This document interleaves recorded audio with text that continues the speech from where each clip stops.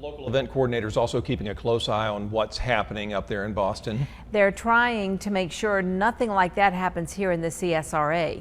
WJBF News Channel 6's Dee Griffin continues our team coverage tonight. She is live in the newsroom with more on what local planners are saying about your safety at area events. Dee? Well, Brad and Jenny, local event coordinators say security comes first, but providing the proper amount of safety is a marathon and not a sprint that requires a lot of time and planning. Step by step, Sam Cooper hits the trail, taking charge of his health. Like a lot of runners, he has pounded the pavement at local races. I've been running for 15 years, so not a lot. I don't really do a lot of races, but I've done some. And like most runners, he never expects to step into the track of danger.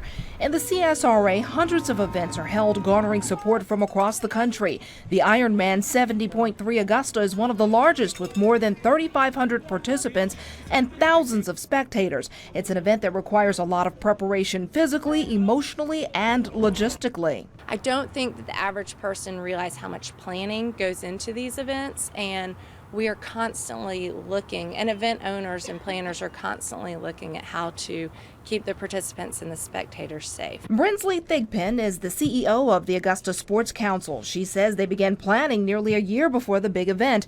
Those plans include hiring ample security and taking measures to keep participants safe and moving securely in the right direction. You definitely plan for the worst of the worst and hope it never happens, but you have to make sure you plan. While event coordinators put tighter safety procedures into motion, Sam Cooper continues to run, refusing to let an act of terrorism knock him out of step in his effort to stay in shape. My feeling is you got to keep living, and a lot of people paid for our freedom so that we could be free, and part of being free is doing what you want to do.